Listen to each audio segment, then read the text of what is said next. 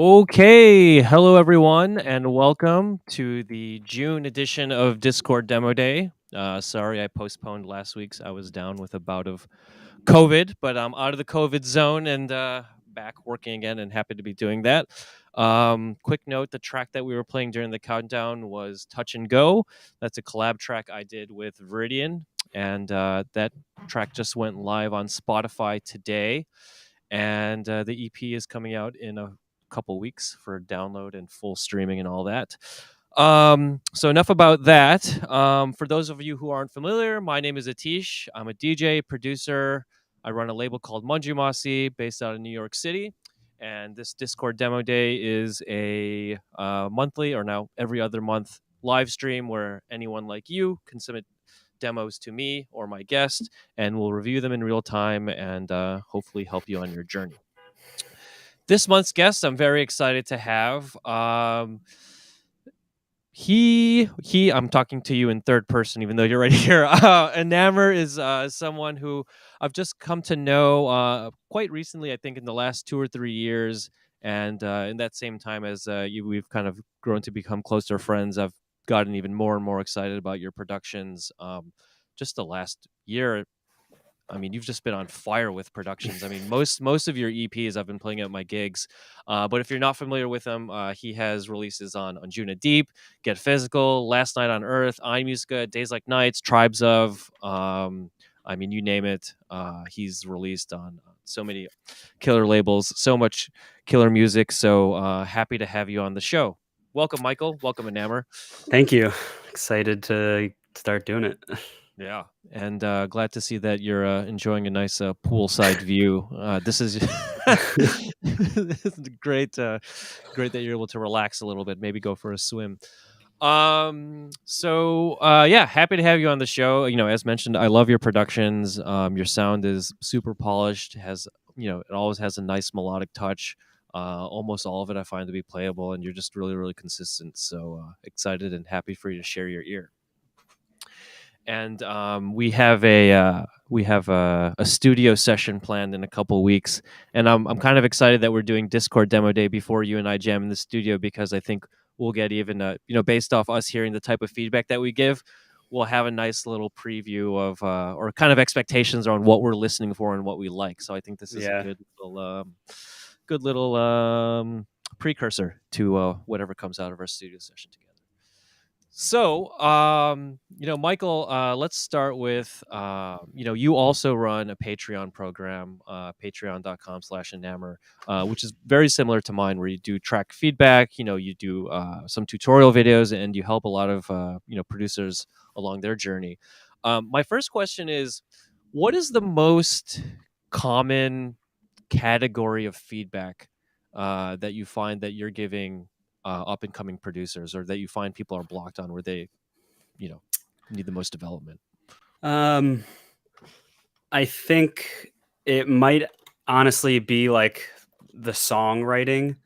Mm-hmm. And that's such a broad thing, but I think we're kind of at this weird point in music production where like it's become so easy to have something that sounds pretty decent because of how good presets have gotten, how good mixing plugins have gotten, AI, all this stuff. Samples even, or like templates, like you can just download project files and they're basically like finished songs. Mm-hmm. So Mm-hmm. we're kind of at this point where like you don't really need a musical background, but even like you don't even need your own taste to like create something that could pass as like a song, Mm. um and when I hear some songs, I'm thinking, okay, well, all the sounds are working together, like the music's in the same key, like it all is fine, but it's not something I want to play over and listen to again. And like as a new producer, you can make these DJ tools or like, a quote unquote like average track that passes the bar, but you're never going to really make a career out of it because you're not going to stand out. So I try to like nip that in the bud early and tell people like the most important thing when you're starting out is standing out. Because Mm-hmm. even if you Mm-hmm. get signed to like your dream label, if it's still just an average track, the dream label is not going to make it an amazing track. Like it could Sure. still kind of fall flat because compared to the other stuff on that label, it's just not a standout thing. Yeah, that makes complete sense. And I think with Discord demo days, it's a very common feedback that I give, which is like this track. It sounds like a complete track. Like all the boxes are checked, everything's great about it. But it's one of two things I might say, which is how does it stand out from the rest of the pack, or it's not one that I would come back to, or like where's the soul of this track? Does it feel Mhm. by the numbers? And I think another thing on there is I had Level Over Entropy. A few months ago, and he hates YouTube tutorial videos. He's like, these YouTube tutorial videos, like they help you go from point A to point B really quickly, but now everyone is producing in the same style of the YouTube tutorial video, so we've kind of lost, some creativity. And I don't completely agree with his point of view, but I do hear what he's saying as far as a lot of what's coming out sounds the same. So actually, I want to drill into the piece of advice that you give to people early on, which is think about what you can do to stand out. How does one go about doing that? Like for me, I've been making music for however many years, and I'm still trying to figure out, or the biggest criticism I have of my own music is like, okay, well, this is a track, it's done, but is it my voice or is it special? I mean, yeah, just tell me a little bit more about how you identify. Yeah. So I think there's probably two big things that can like help you find it faster, and the first is experimenting, and whether that means buying like a weird obscure piece of hardware and just like really falling in love with it, or a synth that not a lot of other people are using, or a synth that everyone's using but you're not using presets, or you're like just something where like whatever you're going to make is going to be more unique inherently because of like the circumstances of it. Mhm. Mhm. um and I think that's like a lot of guys that kind of seemingly come out of nowhere and like blow up.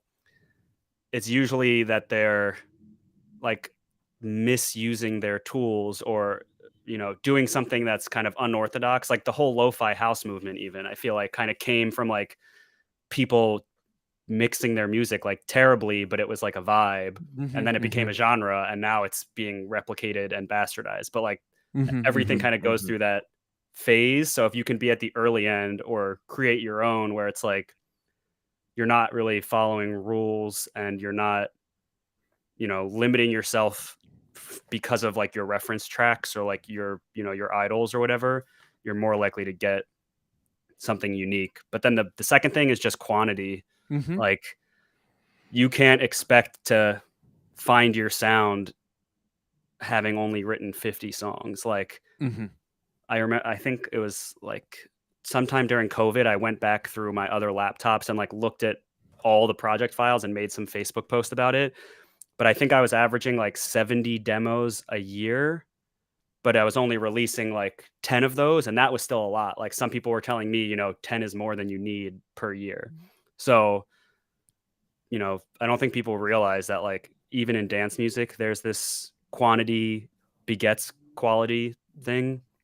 And then like same with albums. Like I don't think anyone realizes like when Rufus like writes their album, or like, any of these kind of like electronic leaning whatever artists, they have like 100 songs that they take to the label, and then they trim it down to like 11. Mhm. Mhm. Like no, Mhm. like just you have to just write and write and write and write, and slowly it just like kind of forms itself, and your yeah, your I style am like gets created.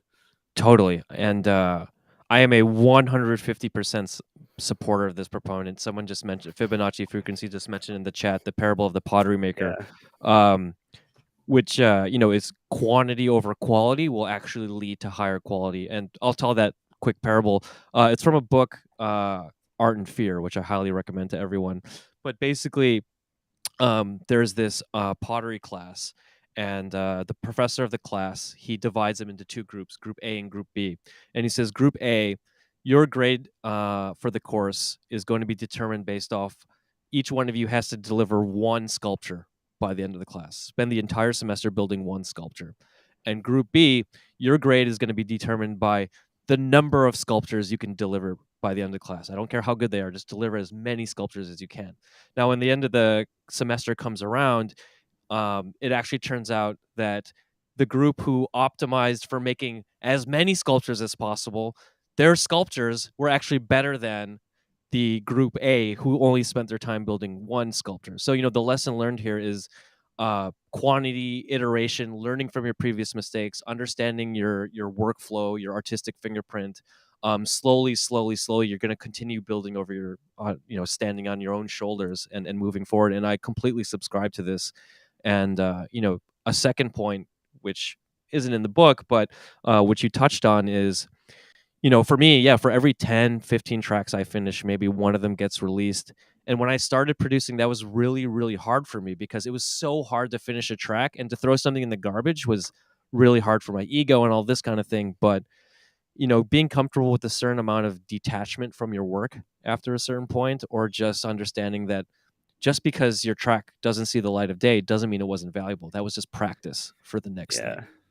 I think those benefits are even more extreme. It's almost like logarithmic or exponential, where the earlier you are in your journey, the more valuable every single project is. Like 10 years in, one project to the next, you might not have learned anything. It might have just been like, this wasn't that good, let's move on. But you're learning so much every time you produce a track that, like, going from one to the next, you might like truly double your skills because you're so new at it. So it just can't be understated, especially when you're first starting out. Absolutely. And my next question, I think I might know the answer to this. I think we might have already revealed it, but one thing, that I see with, your discography, especially like I said last couple of years, is you're quite prolific. I mean, you release a lot. Was your rate of completion always this fast? And if not, what was it? Or was it a mindset change, or was it just hours behind the console? Or how are I have to admit, I'm jealous. Like, I wish I could create that much music that quickly, but it just takes me so much time. Do you have anything to share about, how to be efficient in your work? Yeah, I've thought about this a lot, and it wasn't until I started the Patreon and like the one-on-one mentoring kind of things that I realized the reason I was attributing to it wasn't actually the real reason. So initially, I thought that it was partially because I kind of like gave myself a head start versus where my career was. So I had 15 tracks finished, ready to go, like release ready before I released like my first track, So I like kind of built that Mhm, backlog. And mhm, then mhm. as I quit my job, got management, got an agent, and like the career started taking off, I made sure that like that backlog was always growing or whatever. Yeah. So I thought it was just kind of like the head start that gave me an advantage, but not all those tracks even got released. So then starting the Patreon and stuff and just seeing how other people worked, I think I am very, very fast in Ableton. And I didn't realize that until I like saw more people work. And that's just like knowing hotkeys, saving your like most used effect racks, Mhm. knowing what your tools do. So when you put a compressor on, it takes you a minute to dial it in and then you just move on. Yeah. Um, Do you use a template for your project file? I don't. I Mm. did for a while and then just kind of felt like I think it was after reading a lot of books about like art specifically, like Art and Fear was one of them, where it's just Mhm. like as an artist, maybe music makes sense to have a template, but like no other things, you're usually starting from a blank slate, and that's kind of the beauty of it is like you stare at the wall or the canvas and you're like, I could do anything with this. And I Hmm. found that once I gave up the template, it was more of just me approaching Ableton as an artist with no agenda whatsoever, just like Mhm. whatever's coming out that day is coming Got out. it. I think the people who use templates, you can kind of tell that their sound is way more consistent, which Mhm. is not a bad thing. It's just an alternative strategy. But like me personally, when I hear, so and so's new release, I'm just like, oh, this sounds like the last 10 things they released. Like it's Sure. more of the same and it's good, but like I'm just not attracted to that. So I'm just, I find it more interesting to just start from scratch every time. Got it. And then one in the chat, Mario says, not even like a general routing start. Let's say for your sends, returns, or hard. I'm sure hardware even right now. It's I mean, if I want to start with hardware, I have like a template with the routing set up, so I don't Mhm. have to fiddle with that. But for me, it's less about a template and it's more about a palette, Mhm. so to Mhm. speak, or like a toolbox is what I called it Sure. for a while. So when I want something to sit more front in the mix or give it some edge, I drag the like Enamour parallel distortion audio effect, which Got is it, like got it. my chain already been tested, whatever. Or if I know I want a drum reverb, I have like the one I always go to, but I just quickly add it rather than having it there from the beginning. Makes So yeah, sense. it's more about the racks, I guess, than a template. So going back kind of to the beginning of your answer, my question was about your efficiency in music making, and I think you answered one of the dimensions, which was your technical proficiency, right? But there's also, you know, I'm I consider myself technically proficient in Ableton or Bitwig or whatever, and I find that my block in create in finishing things isn't my familiarity with the tools. It's me, whether it's second guessing my creative decisions, or I'll listen to something 100 times and something's wrong and I can't identify what it is, or I know this needs something else but I'm not sure what it is. Do you have any perspective to offer outside the technical, more on the creative aspect of how to be efficient in your work? Yeah, I think, well, so there's another book called War of Art that I'm sure a Yeah, lot of people are familiar yeah. with, but like the whole premise of it is basically just like show up every single day and just do something. Hmm. And I've always kind of had that mentality. I'd say the last like 3 weeks has been the first time where I had to like reread the book because I started to like just kind of like, you know, mess around all day and not like work. Hmm. But I think having the mentality where like whatever you do is valuable, and if and stop uh attaching yourself to the outcome, but instead just enjoy the process. So like I might be 6 hours into a track and like have no idea how it's ever going to be finished, but I'm just like, I'm going to just keep working till the end of the day, have fun with it. As long as I'm enjoying what I'm doing, it's valuable. And the only times I'm not enjoying what I'm doing is when I'm thinking about the outcome. Like if I'm Totally, thinking about where is this going to go? How is it going to get signed? Who's going to listen to it? That's totally, the only reason the non enjoyment will enter the session.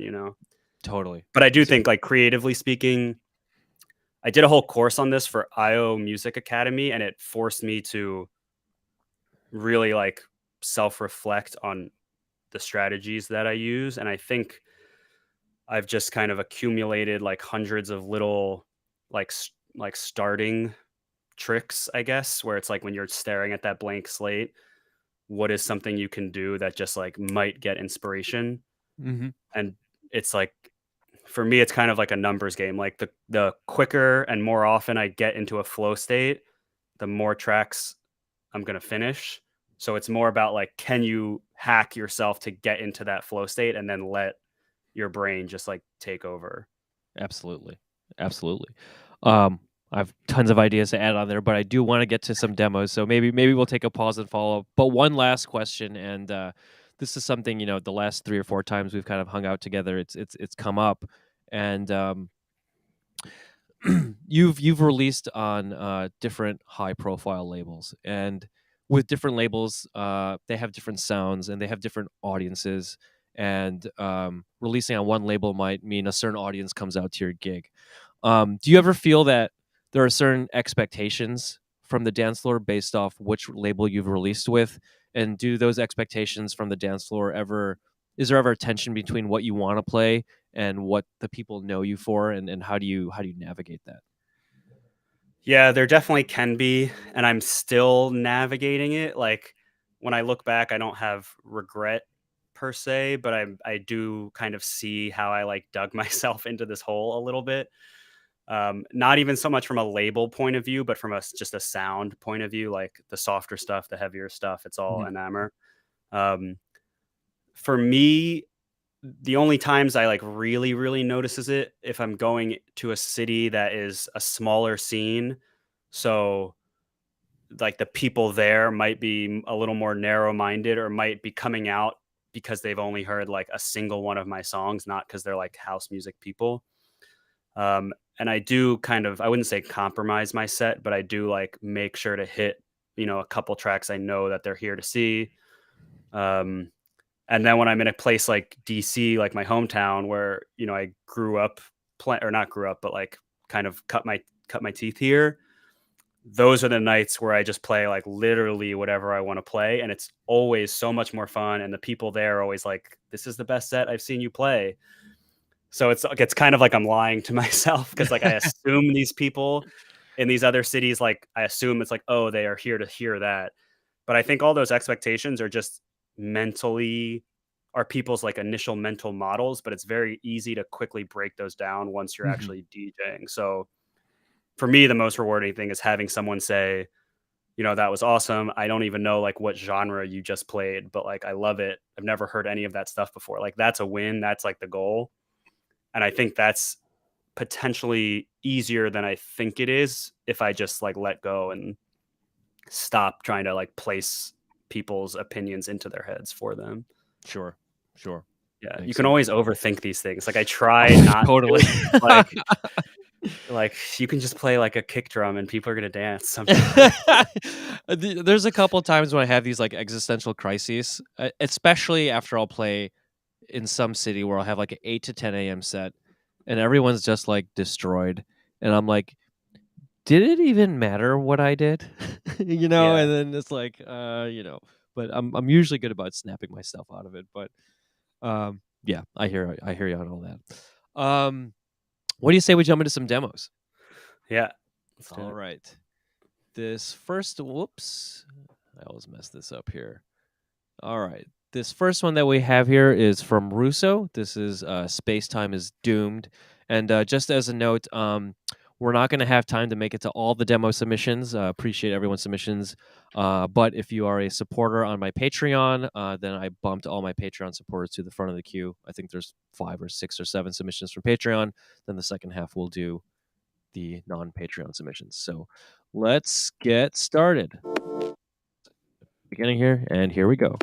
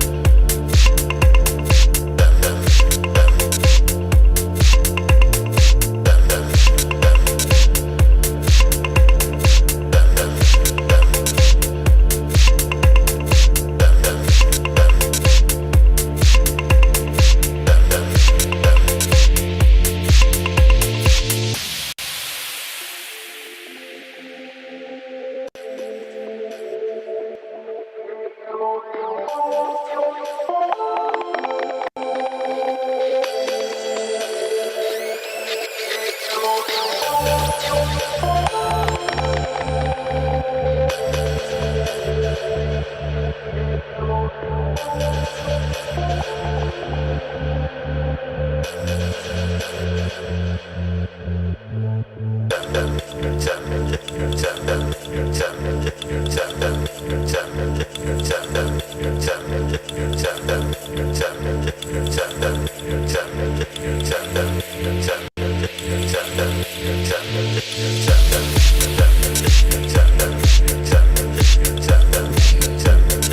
gonna jump forward a little bit to see where this goes.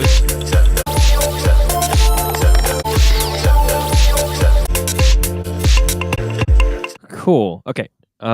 Yeah, and just as a note, Michael, sometimes I just jump through a little bit, just in the interest of time. So I'll start on this one with my feedback, and then Michael will just alternate between each track. Who goes first, if that works for you? Um, Overall, coming in right out of the gate, I thought the groove was quite strong. It pumps. It's nice. It kind of reminded me of some earlier Mousetrap recordings in a bit. Uh, remind me a bit of earlier Mousetrap recordings a bit. I thought the groove was quite nice. You know, I think I'm going to have 2 points, two perspectives of feedback on this, and I'll start with the arrangement. Um, it feels very by the numbers, kind of stacked, the way the elements come in. Um, and like one example is that do do do do do do do, like that comes in kind of during the first verse, let's say, and then the breakdown comes, then I hear that again, then the beat comes in. I could almost look, at this file in I could almost arrange this track in Ableton without hearing it and kind of know where to put all the things. So it felt a little bit predictable to me, and I wanted to be a little bit more, surprised in the arrangement. And on that note, a couple things that you could do with the melody. So let's jump to the melody of that do do do do do do do. When it came in the first time, it kind of felt like it. Uh, there was a lot going on, and my ears weren't fully prepared for it. Um, and I'm wondering if arrangement wise, maybe the first time we hear that, you can reveal a little bit less of that full melody, or a simpler version of that melody. And then, when that melody comes in again during the breakdown, you can reveal the full melodic idea of it. So kind of, there's more and more unfolding out of this melodic idea. And this story, to use the overloaded word, the story is kind of being told as the melody unfolds. Um, and y- there's a little bit of a loopy feeling, arrangement wise. And one thing that you can do to combat that is, let's say that lead melody you have that has so much personality and texture, you can like freeze that or bounce that to a wave, and you can kind of sample that and like reverse it or add reverbs and use those as little fills or like little trippy kind of connectors between other sections of your arrangement, and that can kind of fill space a little bit, and that can help set more of a motif of your textural palette a little bit, so it all kind of glues together and feels like it's a cogent whole. Not sure if any of that made sense, but yeah, those are kind of the two biggest perspectives of feedback. I would say the arrangement and kind of squeezing as much as you can out of that melody. But yeah, that's what I got. Michael. Nice. Yeah, a lot of similar thoughts. Bonus points for the title because I like just read a book all about space time like not being accurate anymore, and they kept saying space time is doomed. So kind of strange that coincidental. Um, I think the vibe is good. I agree with what you said, where it does kind of feel like the arrangement is too much in blocks, where things kind of come in every 8 or leave every 8, and there could definitely be a little bit more like fuzzy boundaries there. Um, the two things that stuck out to me, similarly with the melody, it did kind of just come in and like from a timbre perspective, it's very wild. Like the filter is crazy. There's like all this resonance and noise. And to me, that felt like it was more of like the climax version of that melody. Um, Whether or not you mess with this filter settings to get like a more subdued version earlier, or even just copy the MIDI and play it with a different instrument, like a piano Oh with yeah, yeah. reverb or something. So it's like you can tease the idea with a different sound. You don't need to use the same one necessarily. Um, but I think your song kind of goes from one idea to the next, and the two ideas aren't necessarily linked. Like melody to this like little stabby thing to another thing, then back to the melody. Maybe you take out one of those elements and then just focus more on the melody, but use automation so that it doesn't get repetitive. Like to me, that sound is super expressive, and you could probably go like 100 different, phases, so to speak, with it. Um, there also, it sounded like there was like a knocky percussive thing every like second or third note of that melody, which distracted me. Really nitpicky, but I don't know. And then the only other thing was the vocal. Conceptually, I really liked it, but for how often it's happening, I thought it might something cooler or like a little more melodic, a little more hooky could have been, you know, could have had a better result just because like the single note, like one vowel sound kind of gets tiring after a little while. But like conceptually, it's definitely doing what it needs to do, which I like. Cool. Well, right on. Thanks for the submission, Russo, and thanks for the support on Patreon. We're gonna jump to the next track. This is from Pianica, another Patreon supporter, and this is called Sisu. Here we go.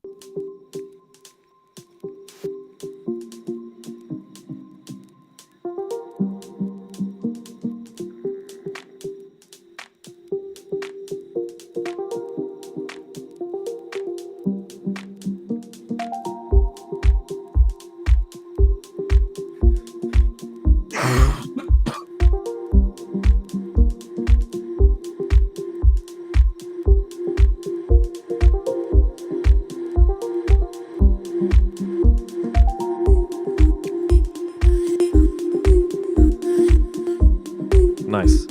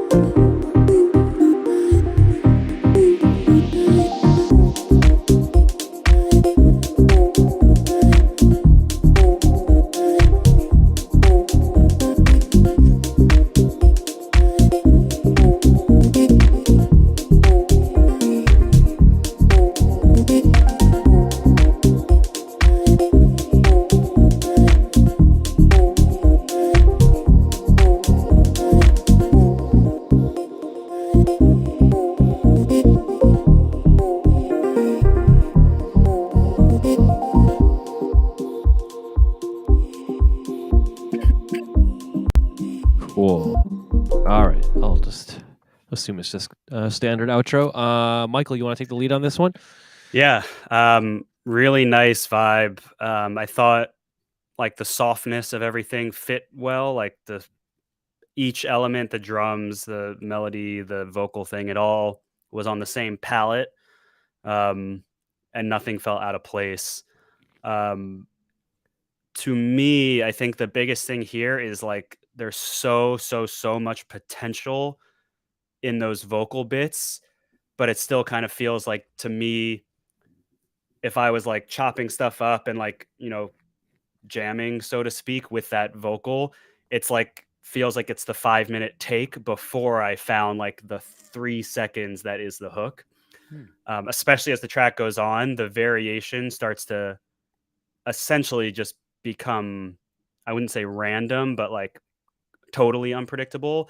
So if you like fell in love with this track and wanted to share it with your friends, you'd be like, it's the one that goes like we ooh, ooh," but you wouldn't actually be able to say it because what you've created isn't like concise enough, I guess. Hmm. So I think all it needs is like for you to really hone in and spend, what might end up being like a couple hours, which is annoying, but like finding that perfect like 8 bar hook where it's like a little call and response, a tiny bit of variation, but not too much, and then just kind of like do it to death and then maybe use some of the tonal stuff like formant shifting or like warp modes or like gating or tremolo to keep it interesting rather than changing the core melody of it. Um, I also someone mentioned, but there are like the little clicks at the beginning of each sample, which can be kind of cool, even if it was an accident. But I felt like if you are going to keep them in, it has to be like super intentional so that it doesn't feel like it was an accident. Or just do like tiny little fades and then maybe, pick and choose which ones have the clicks if you really want them in. But yeah, like a lot of potential. I think it's just honing in. Cool. Yeah, my overall feeling, I mean, this track, we were talking about this earlier in the stream, Michael. I mean, this track has a soul to it. It feels human. It has personality. It's very sensitive. I love it. I mean, I love the feeling. Uh, it feels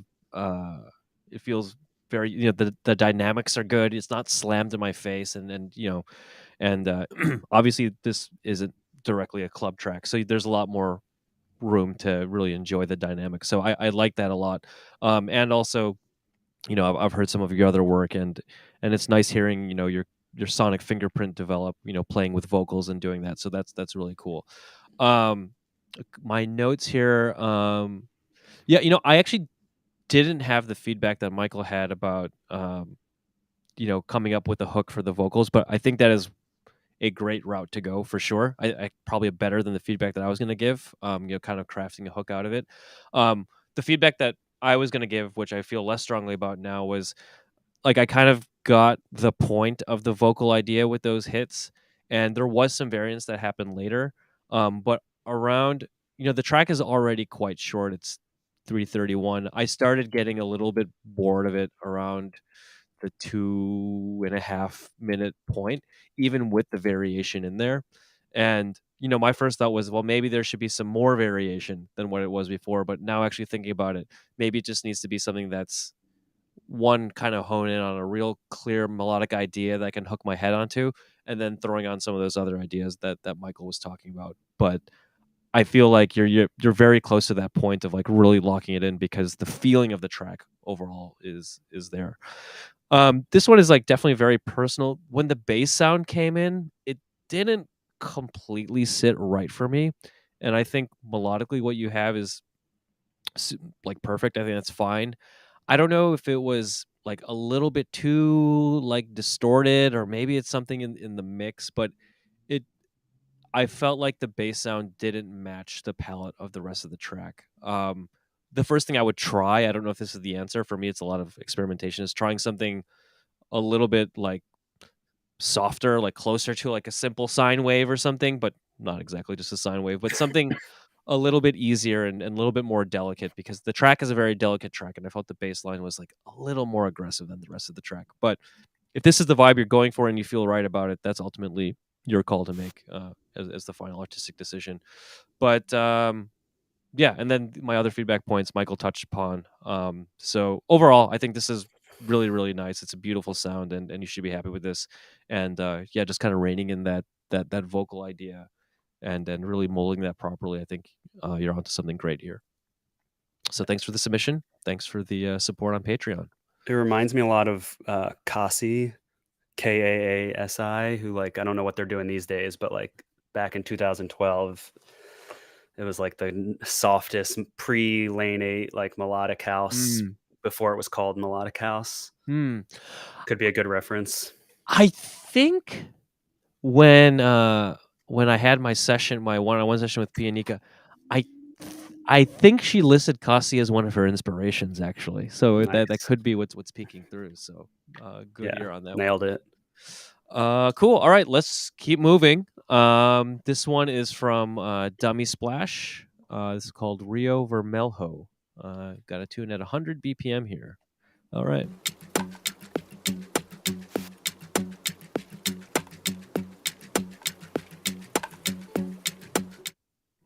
I just wasn't sure if that noise was from the track or something else. Okay, it's noise in the track.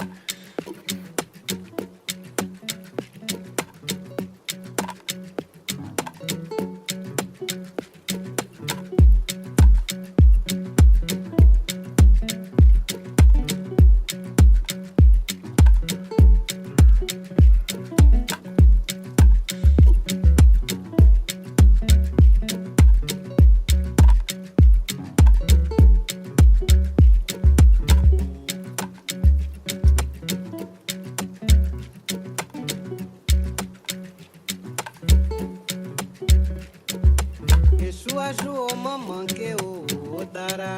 Claro, Yesu azu o mamãe que o dará. Quero ao. Yesu azu o mamãe que o dará. Claro, Yesu azu o mamãe que o dará. Quero ao. Yesu azu o mamãe que o dará. Claro, Yesu azu o mamãe que o dará. Quero ao.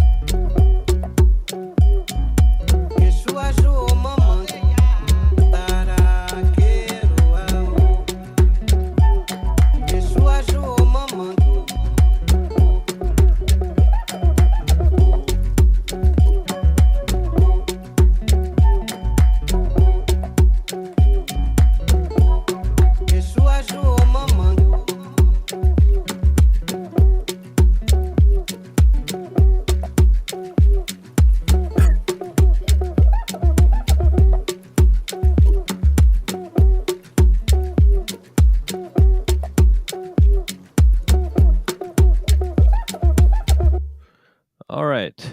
Cool. Thanks for the submission on this one. Um, this one is tough for me. This this specific genre isn't my wheelhouse. I haven't been following this genre crazy, super closely around the 100 BPM.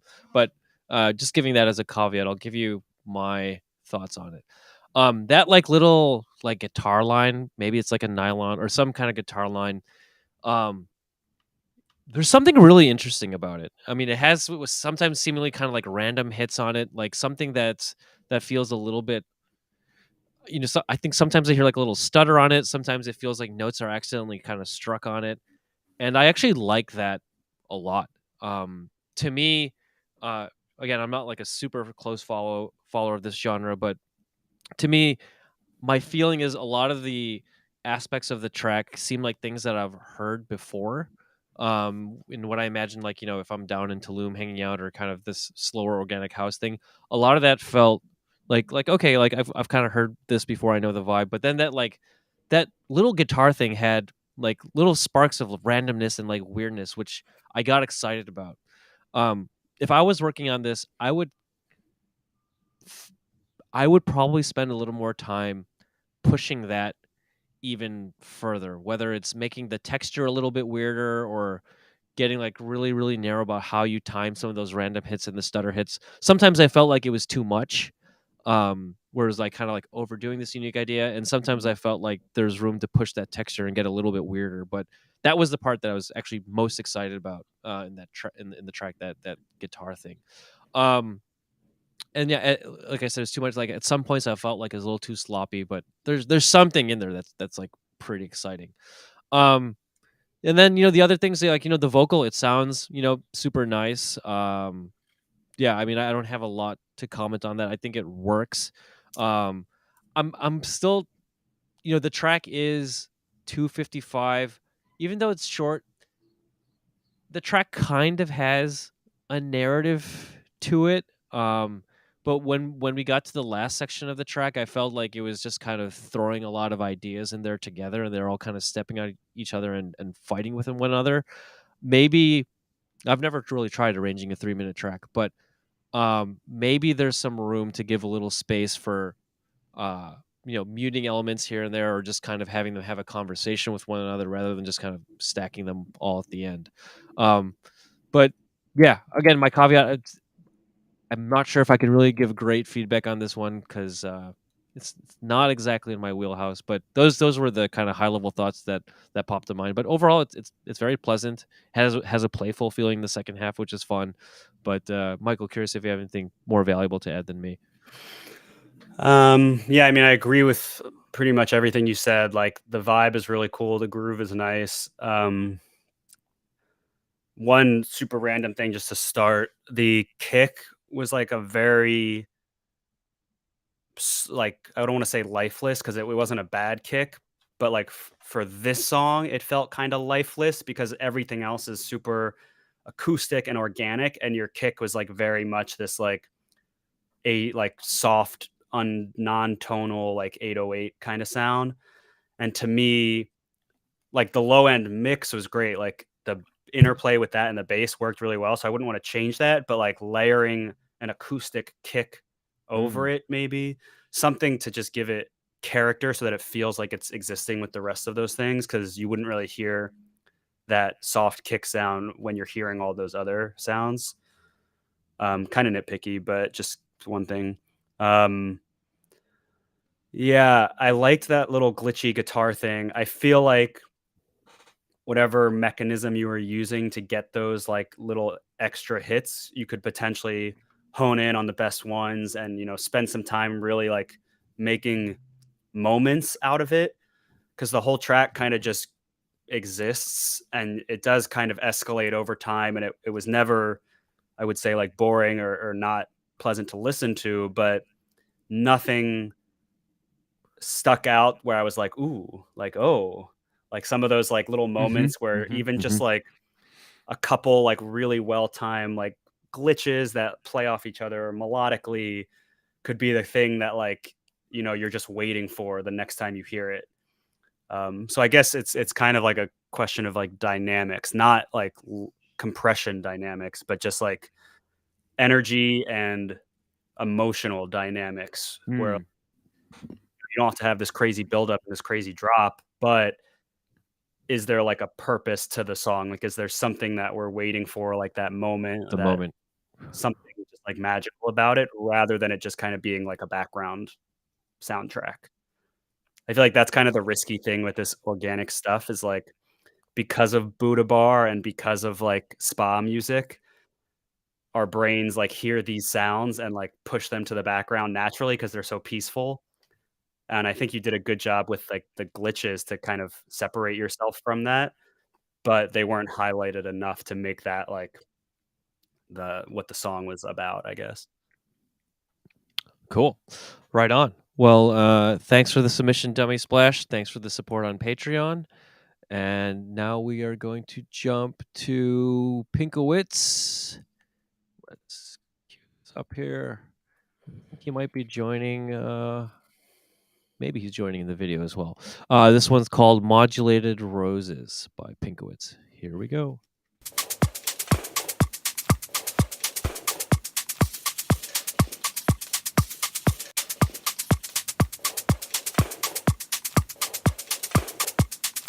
Oh, there he is. Maybe.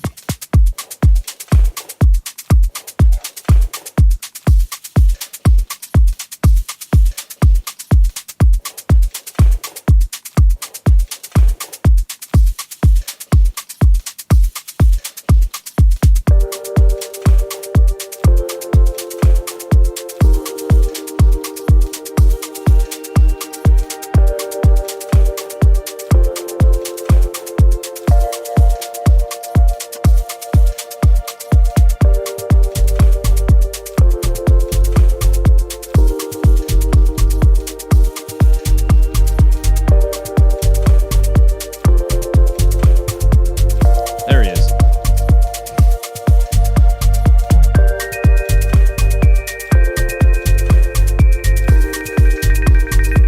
Ah, nice.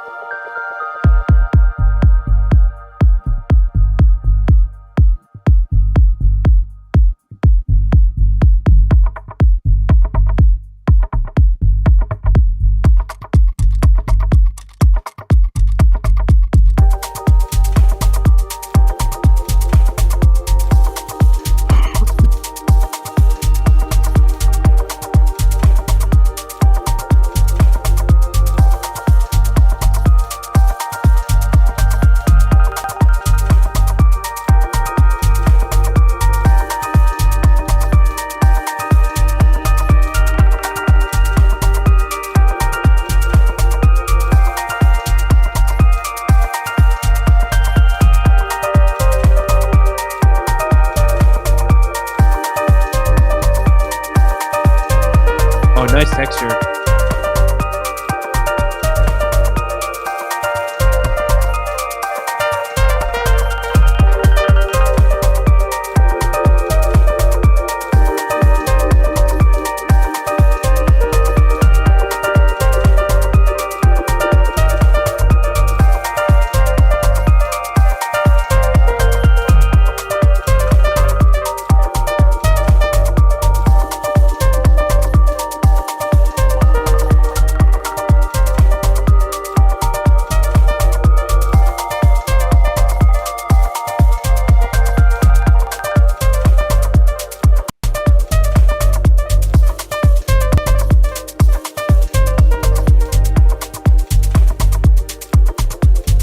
Cool. All right, just gonna jump forward. Right on. Percussion outro. Right on. All right. Thanks, Pinkowitz. Enamour, you want to take the lead on this one? Yeah. Really nice vibe. I liked that like final melodic thing, like the wonky, like detuned texture the most. I almost thought that could have been, your main melody, so to Yeah, speak. yeah, it's a good That idea. arpeggio could be the thing that comes later to lift the whole song, because the arpeggio seemed a bit more like of like that high end sparkle that you add at the end, Yeah. not like the main idea. Well, it's funny how that works, because that was kind of like the anchor in which I wrote the song around. But if there's a Yeah. stronger element, it makes sense to have that take center stage. Yeah, and a lot of times the anchor can be something far in the background. So you could also use reverb and volume to just push it farther back. So it, even when the wonky lead is there, it doesn't feel like they're fighting in the same space. It feels like the shiny arp is like clearly the background element. The chord progression, the first half, the first three chords, I really liked. The final chord where it goes up Mhm. instead of down, I thought didn't feel right to me. Okay, so it could end down or potentially invert it.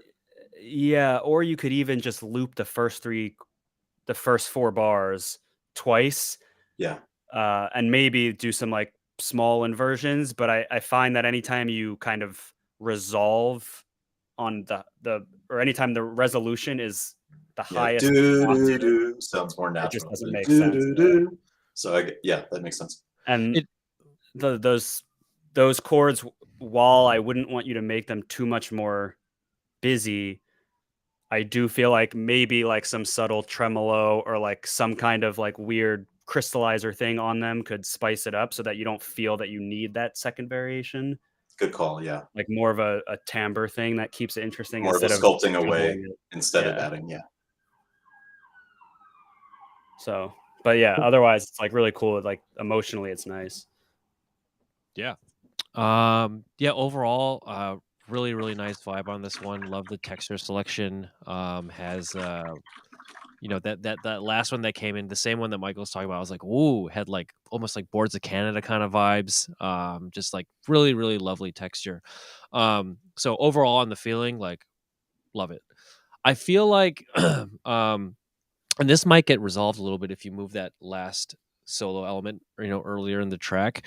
But for a lot of the first half of the track, I felt like there was a lot of actions going on in like the highs and like the mid highs, and then there was like the bass, which was taking a lot of space, and I felt like there was kind of I don't know what the spectrum looked exactly, but intangibly, I felt like there was like a gap kind of in the mid somewhere. I felt it was just like a lot of highs and a lot of lows, and it didn't feel fully. It didn't feel like totally. full I an can equal probably add some track. more to the mids, whether it's another element or maybe some saturation. It sounds good.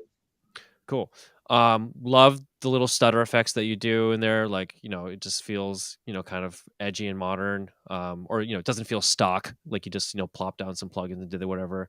I really liked, I love surprises and arrangement. And you had, after the first break, when you kind of went into that strip section, not what I expected. And I like that a lot. I would love for you to keep that idea. I felt like, the listener, like, it wasn't, there needs to be a little bit more tension for that payoff to feel right for me. I felt like Mhm. it was kind of like a dramatic thing into like a very stripped, kind of section. And I don't know exactly what I would advise. I'd have to listen to it one or two more times, but the two just didn't feel like fully glued together. What was Yeah, I happening think there are before? some areas where I could introduce more chaos, maybe even add a little more space for that stuff to settle out before the payoff moment. Yeah, yeah, yeah. Try it. Play with some different things. Yeah, I'm kind of leaning towards maybe a little more tension going into it could make it feel like a nicer release. But I loved it was a surprise idea. I love being surprised. So awesome. I liked the counter melody that came in around mid 2 minutes and then the texture at 304, and Michael beat me to it. Yeah, a lot of the melodic elements that you had in the first half, I'm just repeating, they felt like supporting elements to me. And then it was revealed at 304, like, oh, this is like a lead, like, Mm. which was cool. So I'm just delving what Michael said. Completely agree with that. Baseline. I don't have a strong opinion on it, so I'm just gonna ramble about it. It has this like like almost like a clubby kind of bass line, almost like a Lost Desert kind of All Day I Dream kind of club, like gallopy kind of bass line, but the track is very floaty, and I think All Day I Dream does that well. And I'm not saying you're going for this, but You wouldn't the be wrong. but okay. Um there's something about, like, the bounciness and, like, the thumpy clubbiness of the bass line, which didn't sit perfectly for me with what was going on in the highs. And again, I would need to spend a little more time listening to it. I don't know what the resolution is. Maybe the groove needs to be a little thicker or fatter to warrant that kind of bass line. Maybe it's not the right bass line selection, but I'm just putting a flag that it didn't feel like the perfect texture and or rhythmical fit with that bass line for the rest of the energy of the track. I don't know, Michael, do you have any thoughts on that? Or do you think Um, it fit? I don't think it didn't fit. I do kind of agree with you, but I'm not the best critic because some of these All Day I Dream tracks, I'm like, this absolutely would not work in a club, and it Mhm. does. Mm. So I'm not always the best Okay, predictor of fair enough. it. Yeah, it's more about the kick drum, I think, which yours is like fat, so that at least would like, some people like to float in the club. I'm not one of them, but yeah, it's hard to judge. Fair enough. Worth some experimentation at the very least. So I'm gonna try a few more things, see if I can get something even more compelling. Right on.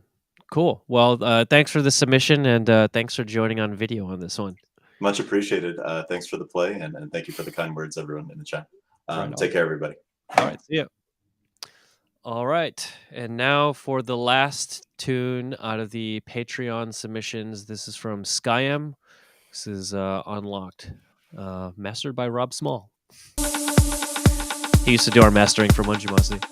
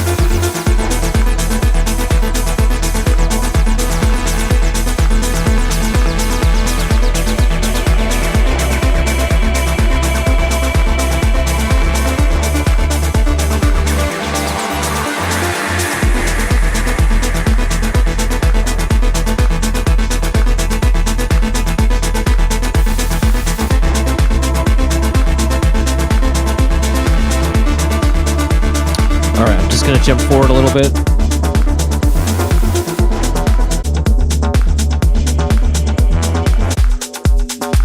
All right, cool. All right. Did you go first last time, Michael? Yeah, I think so.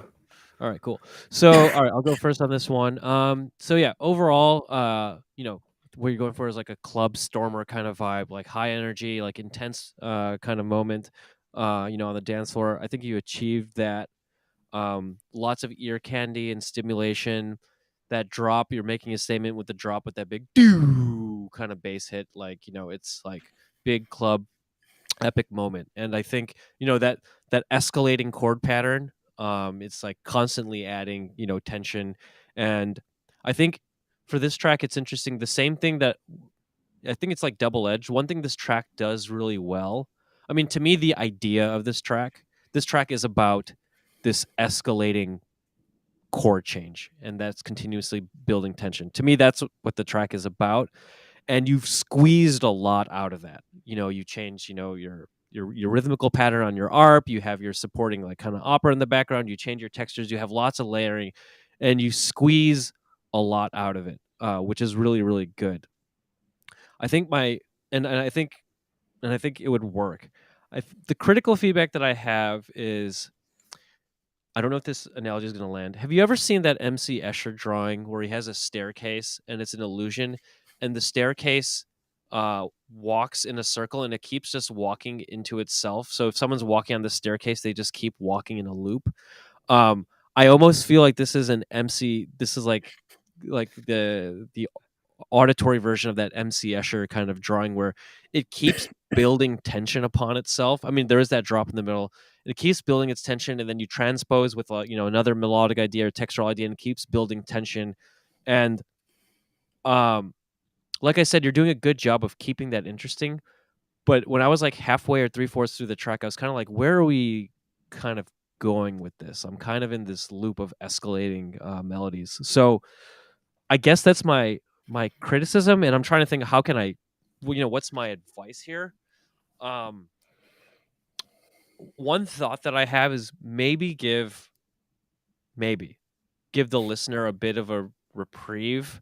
Maybe kind of go back to just like a one chord, just hang on like that one chord for a little while, maybe strip it down a little bit, then kind of build it back up into the tension.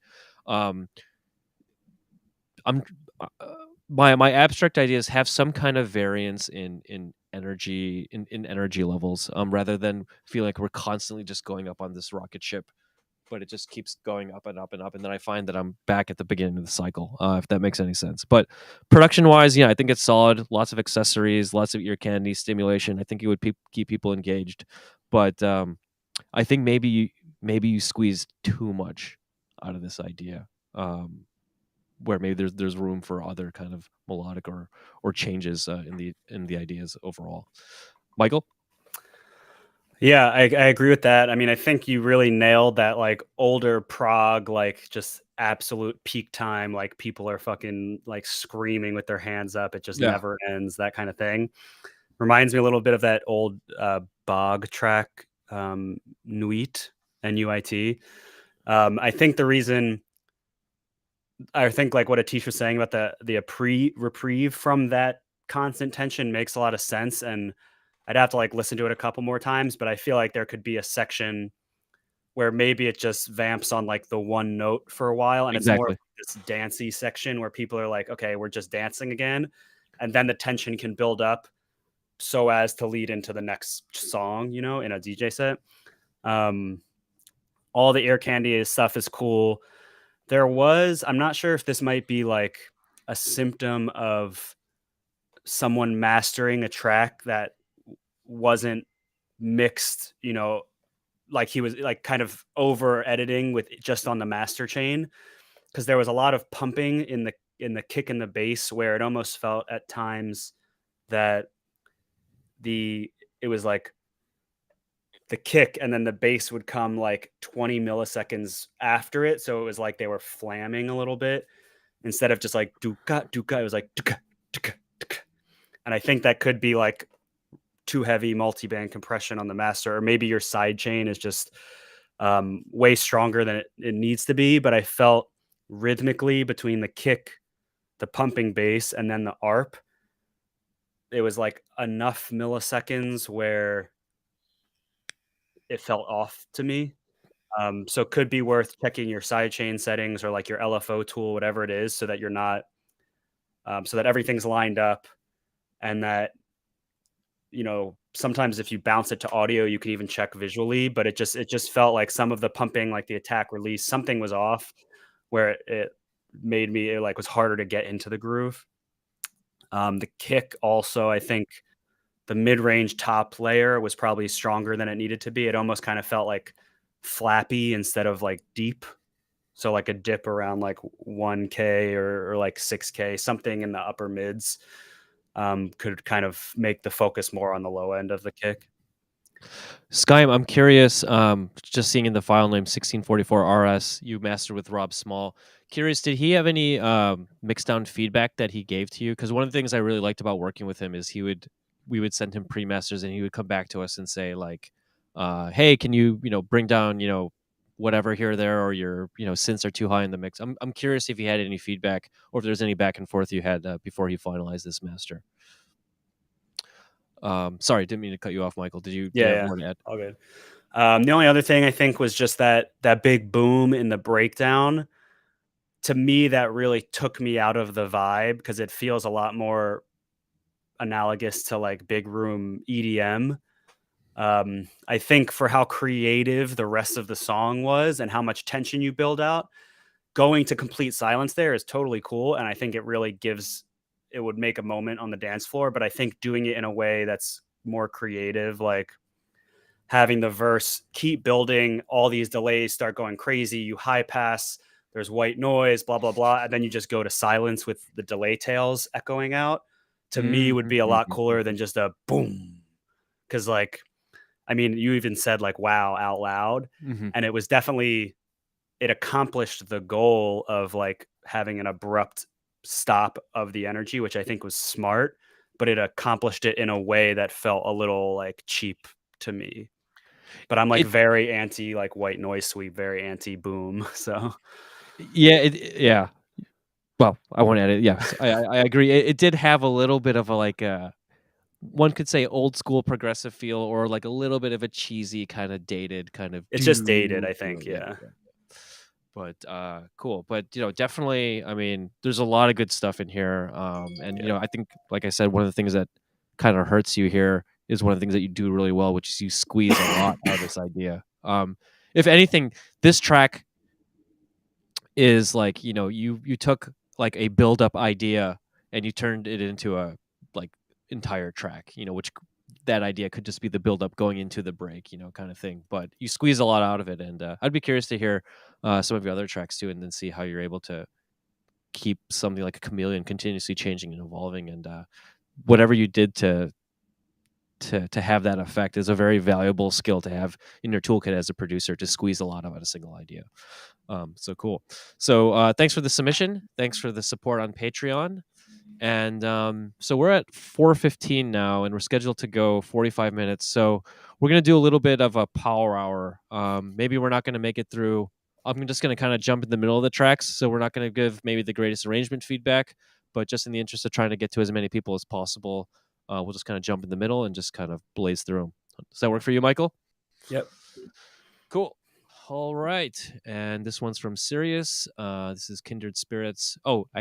Who is also a Patreon supporter. He just subscribed today, so thanks for that. But let's jump to the middle here.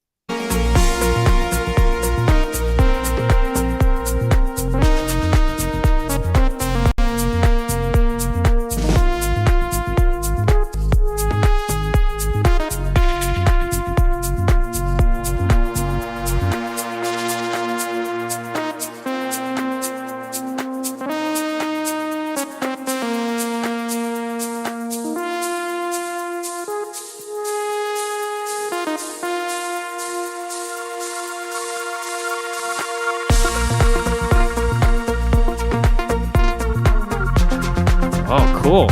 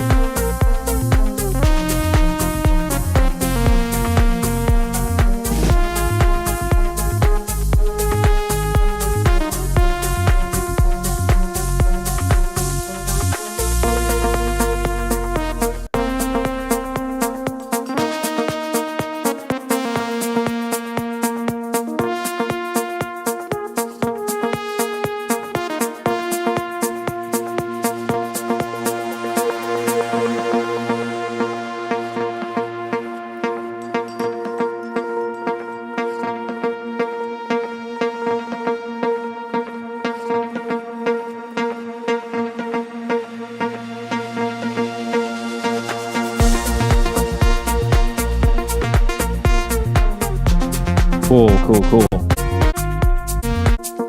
Right on. Awesome.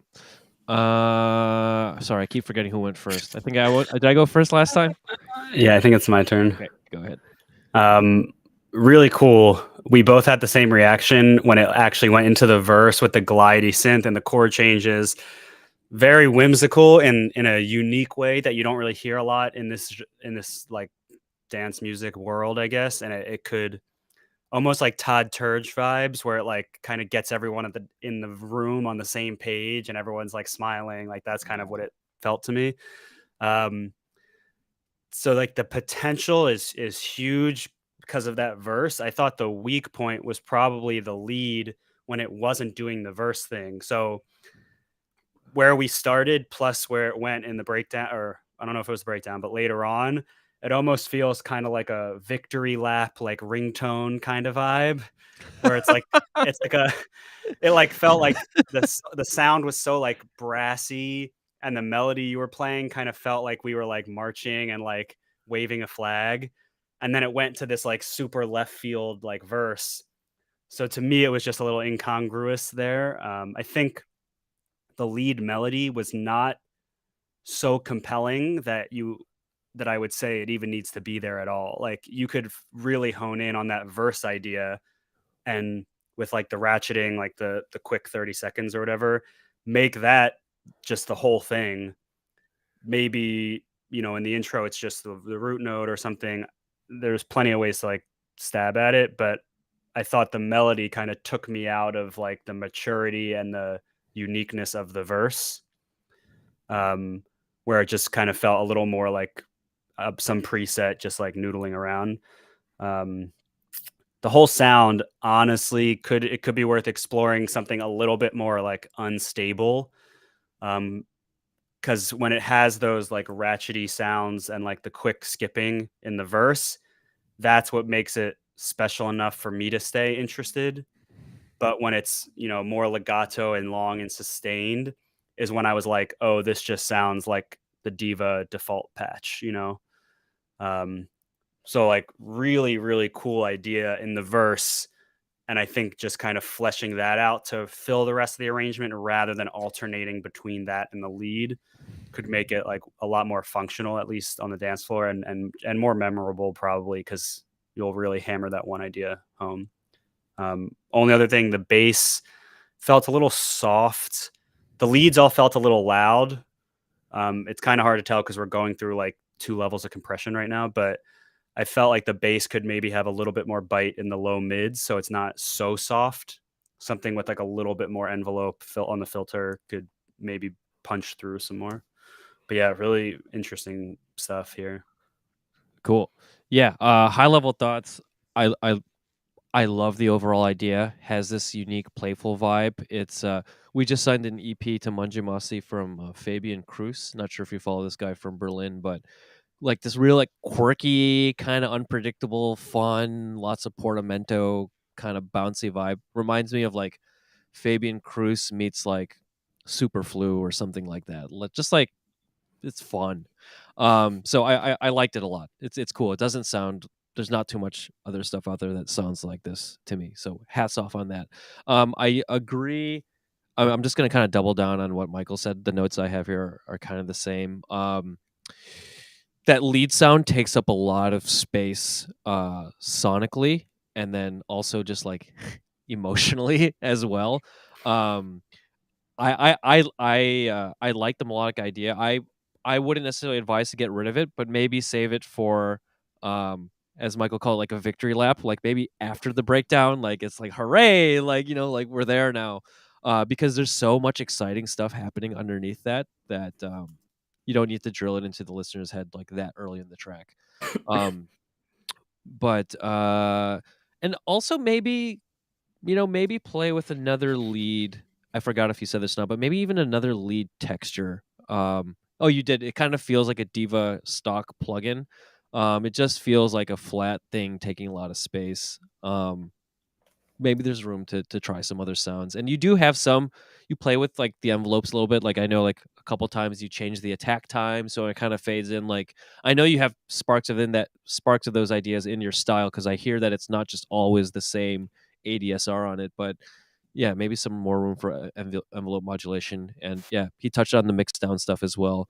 So I don't have a whole lot to add, but I will just say that overall, really like where you're going with this. Fun, really unique feel, super cool. And curious if you listen to any Fabian Cruz, because I hear some similarity to that, which is a compliment. Totally agree. The lead is the weakest part right now. Thanks so much, guys. Oh, that's what he said in the chat. So cool. But yeah, overall, good stuff. Awesome. All right, let's continue powering through. This next one is from Mario Tavares. Hey, Mario. Hello. Right on. Cool. All right. We're just going to jump a little bit in the middle here. Cool. And let's get started right before this little drop here.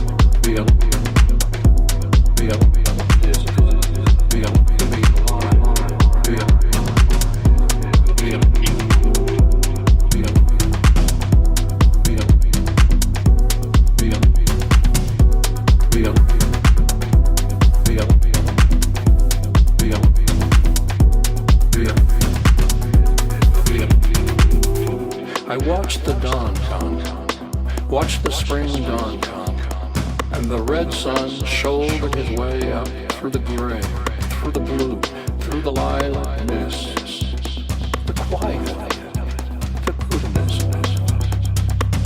And one bird awoke, sang, whirled, a blur of moving black against the sun, sang again, far off.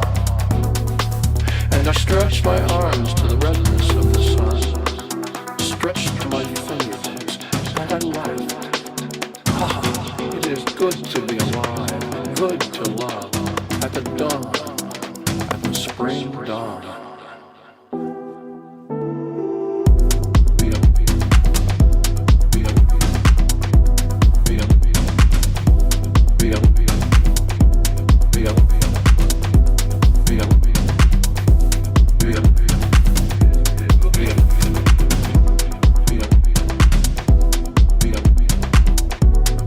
Cool. Awesome. I'm going to just jump forward a little bit.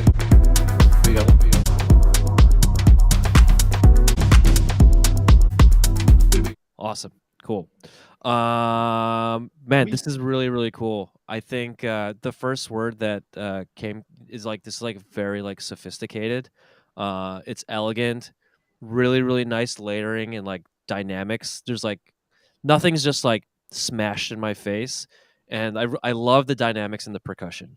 You have your like little drum fills. You have those hard hitting dung dung dung. They have the reverb. They're like kind of sitting in the background.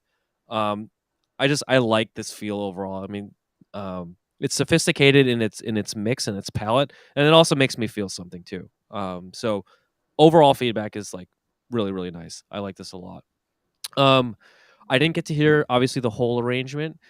Maybe my critical feedback is I like so much of what's happening in this in the music. Like kind of we jumped in like around here. I felt like the vocal kind of looping I don't know what he's saying, like it's good or something.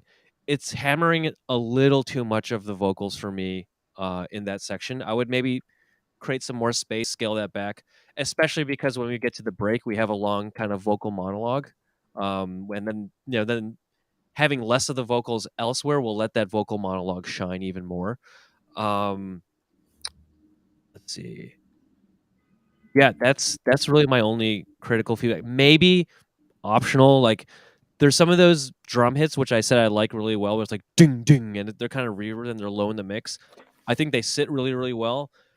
Maybe play with doing that a little less frequently. And and it will make the groove feel a little less crowded, but I don't feel strongly about that. Maybe just try that and see how it feels. But those are only my two like minor nitpick feedbacks. Overall, it's like I think this is a really sophisticated production. I liked it a lot. Thanks. Yeah, totally agree. I think sophisticated is a good word. It kind of reminded me of like Jesper Ryam and like some of that older like genre, like deep house, where people were just really good at arranging a couple distinct sounds into something that felt like one, and you did a really good job of that, where just the interplay between all the various like one shot stuff just works really well. Expanding on what Atish said, I think you basically built this like perfect, beautiful 4-bar loop where it's like melodic thing, vocal, snare fill, melodic thing, vocal, snare fill, and it doesn't actually change much from every 4. So maybe if the snare fill happened half as often, if the vocal happened half as often, or every other time it's just cut a slightly different way so that it feels more of an 8-bar loop rather than a 4-bar loop. That'll keep it interesting. Also just kind of make it feel more real, because, you know, a drummer's not going to do a fill like that often. So I feel like when they come more as surprises and variations rather than like feeling core to the idea, it could also give you space to add like 1 or 2 more like really small little things. So instead of it being, you know, this whatever guitar sound, vocal, snare on loop, it could be like guitar sound, vocal, snare, piano sound, vocal chopped slightly differently, no snare, and then suddenly it feels like it's twice as long. This is very much a personal taste thing, but like I find spoken word in breakdown pretty annoying, because as a DJ, like if I want to add that, I can go on YouTube and download, you know, guy doing guided meditation, whatever, no music. And I like have spoken words in my songs, but it's very more a specific word or something. It's not just like a guy talking for 30 seconds. I don't care how profound what they're saying is. To me, it really pigeonholes your track, because I don't want to play it at the pool with my friends who don't like house music, because they're going to be like, why is this man talking over the song? But like everything else about the song, I think like my mom would be like, yeah, this is a great song. Like it's using so many like familiar instruments, and it's so well arranged, and it, like he said, the dynamics are so natural that I feel like there's just a lot more potential for it to just be this like super feel good song, and not this like really introspective, like, wait, what is he saying? Do I have to actually pay attention? Like, yeah. But once again, like I tell everyone that puts these acapellas in, I'm like, what's the point? Stop trying to get emotion from words when you have the ability to do it from music, unless it's like a vocal. But yeah, I feel like at Burning Man, when, you know, MAGA is mixing some profound acapella over a breakdown of one of his, I'm like, this is incredible. Like, this is changing my life. Like, oh my God. But it's all about like time and place. So I wouldn't want to like pigeonhole a whole song and by like stamping it on there permanently. Yeah, totally. But yeah, they're really good. Like, it feels almost finished to me. It's just a matter of kind of giving everything a little bit more space in between so that it doesn't feel as loopy. Sweet. You could put like a sample, like go to tracklib.com and like find some old jazz record with like the stems. It's a great website, by the way, for everyone, but they have like old songs from like the 70s, from like the 50s all the way to now, most of them with all the stems from the original like master session. With clearance. Yeah. Just find like some killer sax solo and just throw that in the breakdown instead. And like, to me, that would, you know, still keep the vibe, as long as it's not like a cheesy sax solo. Nice. Yeah, it's definitely a weird thing for me. I've never done the spoken wordy thing, but I came across this poem on this like, you know, Creative Commons thing, and I was like, oh, that's kind of interesting if it's the vibe I'm going for. But yeah, it definitely could. Yeah, I mean, it did fit, but to me, it's just like it would prevent me from playing it every time I wanted to play it, I guess is my point. Yeah, that makes sense. I appreciate you saying it sounds done, because it's very much not done. It's like right on. It's just past rough arrangement. but I've been out for a week and this came up and I was like, I'm gonna send it anyway. Fuck it. Perfect time to get feedback. It'll help me finish it. Cool. I think that's kind of like the whole overarching point of like music production is like the better of a song it is, the quicker it's going to sound done, even when you know it's not, because it's the music at the core is strong. Cool. Kind of the way that like these like rappers that release mixtapes like every week and they're clearly unpolished, but like the rapping is good, so people like it. Like right. It's all about like the core idea being strong enough. That passion over perfection thing, right? Yeah, for sure. Yeah. Cool. Thank you very much, guys. I appreciate it. Good stuff. Thanks for the submission. Sick. All right, let's continue powering through. This one is from Common ID, and let's just jump to the middle.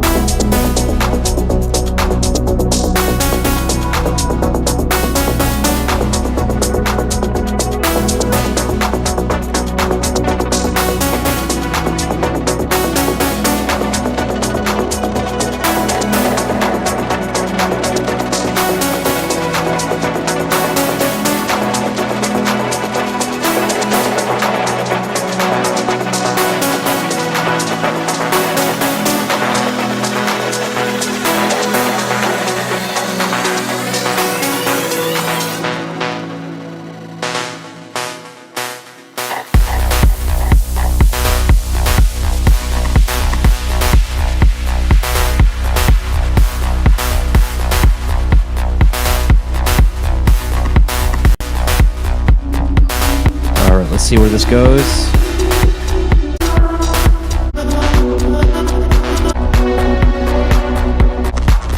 All right, cool. Michael, take the lead.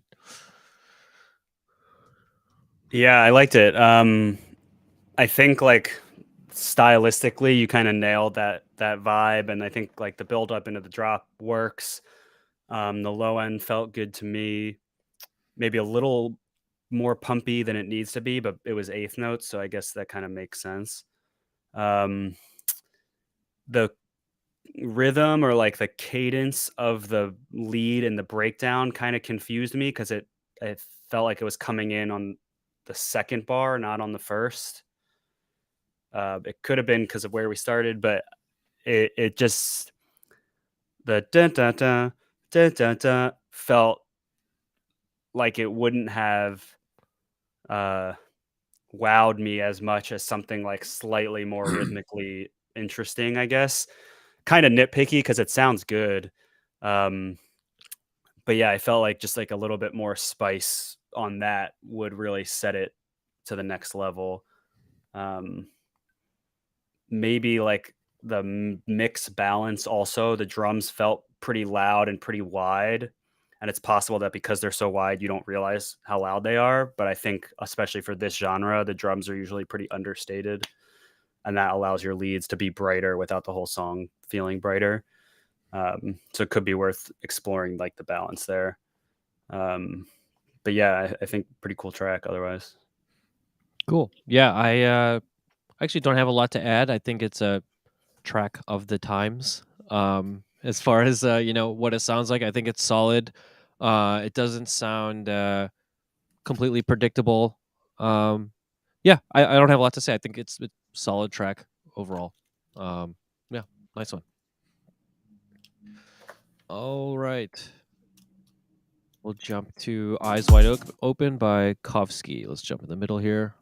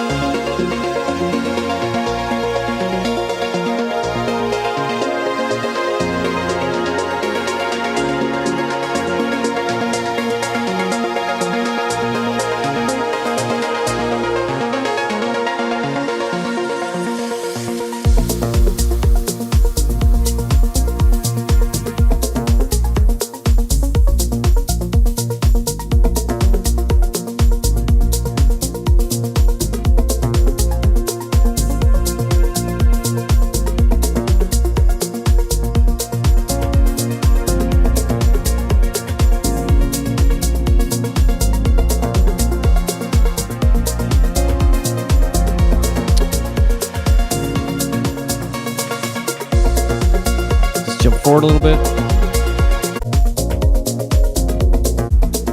Cool. All right. Yeah, my thoughts on this. I think very solid, like well produced, well put together. The groove is good. The melodic elements are good. I mean, overall, it feels like a good, solid track. My only acute critical feedback is at like 3:59 as we're kind of coming out of the breakdown. There's like a lot going on. I question if you need that many elements interplaying against one another. You do a good job later on coming out of the break, which I saw when I jumped forward of muting elements and having things coming in and out. But I think maybe this track might be at the point of what I call ruthless cutting. Just like see how much you can remove from this while still keeping the essence. And that's a good sign once you get to the point where you're trying to remove as much as possible. Yeah, I mean, overall, it's a solid track. I think, as we were talking about at the beginning of the stream, there's nothing wrong with it. If I heard it on a dance floor, if it was like in the middle of an organic house or a deep melodic set, I'd be like, yeah, this works.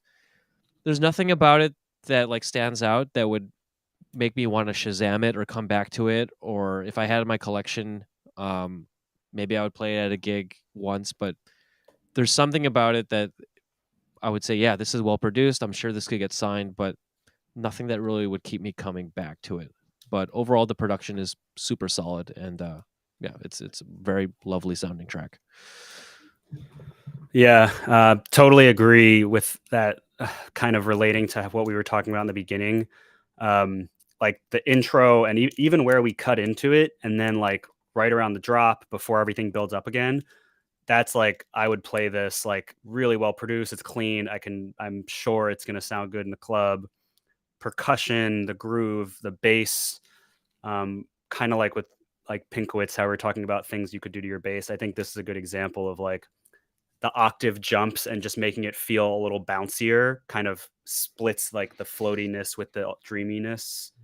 and the clubbiness. So that just kind of came to mind as like, maybe it's those octave jumps that are like that I really like. Yeah, I think it's honestly, if I was to I think you could get this signed on kind of like one of the feeder labels to the All Day I Dream camps. But it's kind of the thing where I would get the promo, I would be like, this is sick. And then by the time I got to the breakdown, I'd be like, this chord progression isn't really doing it for me.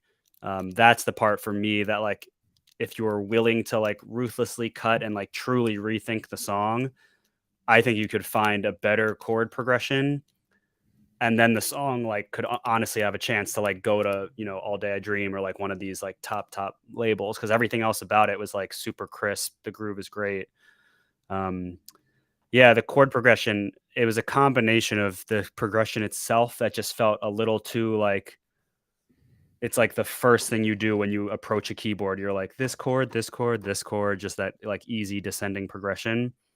But also the sound of it felt a little more like synthy and like bright, where I felt like it kind of took me out of like the dreaminess and the organic feel of the track. And it just felt a little too like brittle.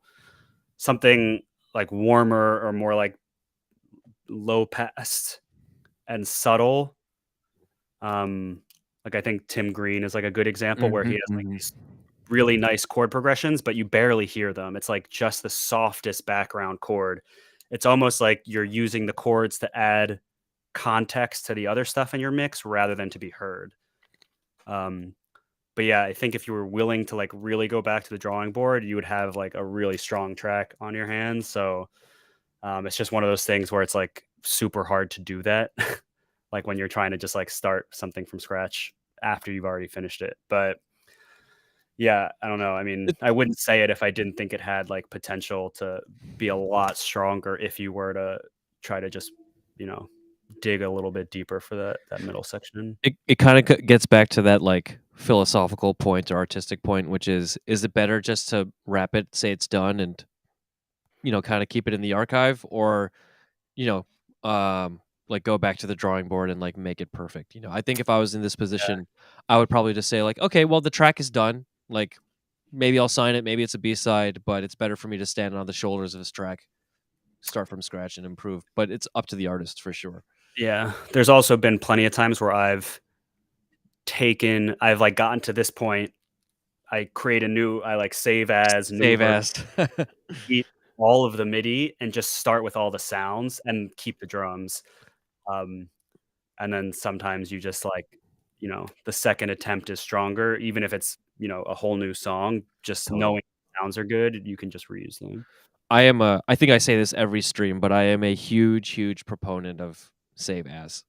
Like, even if it's a track that's finished and you're signed it and you're going to sign it and you love it, it's still okay to save as. Like, like if it has, some of the same synth sounds or some of the same perk sounds, like you can change those one off, but even if it has the same motif as the other one, okay, well now you have an EP and that's the sound palette of the EP. Like there's nothing, in my opinion, there's nothing wrong with that. So save as is your friend. It's almost silly to think there is something wrong with it. It's kind of like if you were a rock band and you changed a drum set, guitar, and your bass every single song. Like it would be ridiculous. The exact same analogy I also use. Yeah, we're very, very much aligned. Looking forward to our studio session. Clearly, we have a lot of alignment with Don, which is maybe not a great. Maybe we should. Yeah. Let's find some places that we disagree on here, and that's where kind of some of the excitement happens. But all right, let's just continue moving forward. Thanks for the submission, Kovsky. This is Real Doll ID Mastered V2. I thought I had a tracking before, but okay, here we go.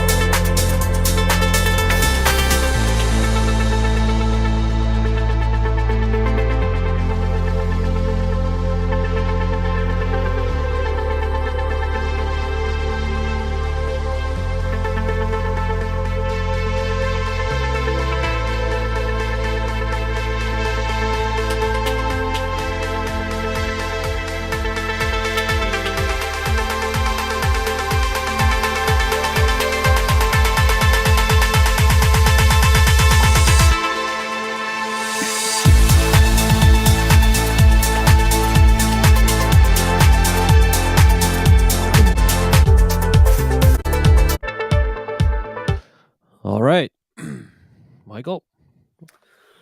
Yeah, I liked it. I thought it was like a really nice driving energy. The like 16th note single note arp that kind of did its little variations was really cool, and it stayed interesting, and it landed on the bass changes in emotional ways, which is good. Like there was always some type of emotional change every time the bass changed.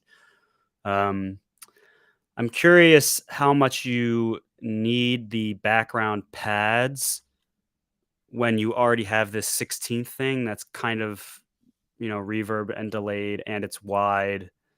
It's almost like that 16th note. It's so full and busy and frequent that it's almost acting as your pad. So when you have the pad and that, it kind of felt overly full. It could be an opportunity to maybe get creative with like how you're filtering the background pad. So maybe it feels like a lot more high passed, or it's just occupying a different space rather than both of those elements being so, open on the frequency spectrum.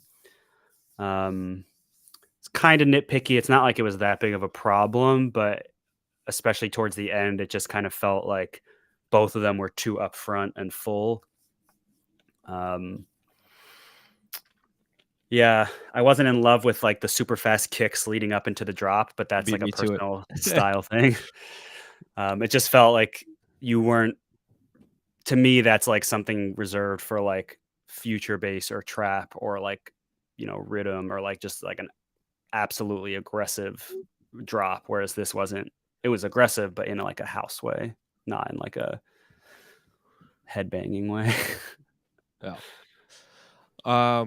Cool. Yeah, I thought overall, super solid track, well produced. I think this kind of falls a little similarly in the category of the previous one, but this one's a little bit better. It's kind of like it works on the dance floor. If I heard it, cool. Wouldn't bat an eye at it, but it doesn't have that like standout thing that would like make me remember it. But I think overall it's it's a well produced track. Like it feels solid. It's a track of the times, right in the middle of that melodic house and techno vibe.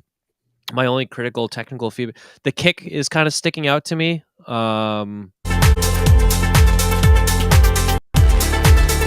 Yeah, it feels a little I'm not a mix down master. I'm not sure if it's how forward it is in the mix, or maybe playing with the EQ, but it's taking a lot of space and it's a little punchier than I think warrants for the rest of the track. But that's kind of my only real, beyond what Michael said, my only real, technical criticism. But I mean, yeah, I just think it's a solid track overall, but probably not something that, I would stand out or remember or come back to. But nothing wrong with it for sure.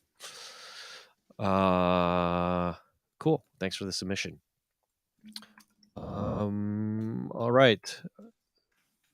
Let's jump to Going Back by Mark Ferry, and just jump in the middle here.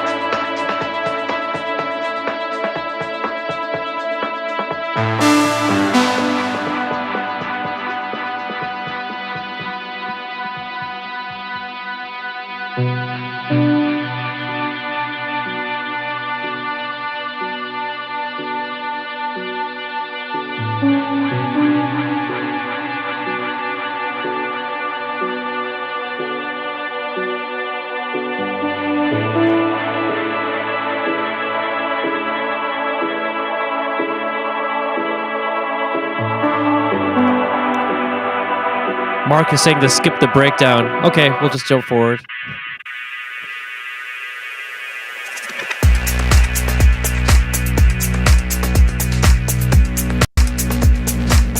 Ooh.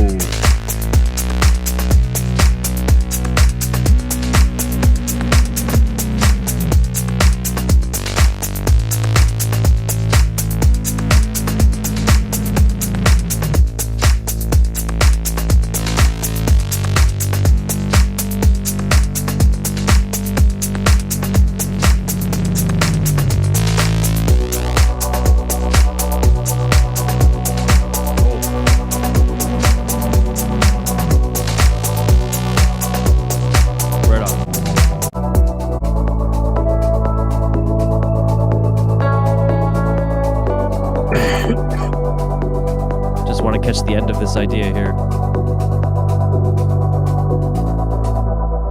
Cool. Yeah.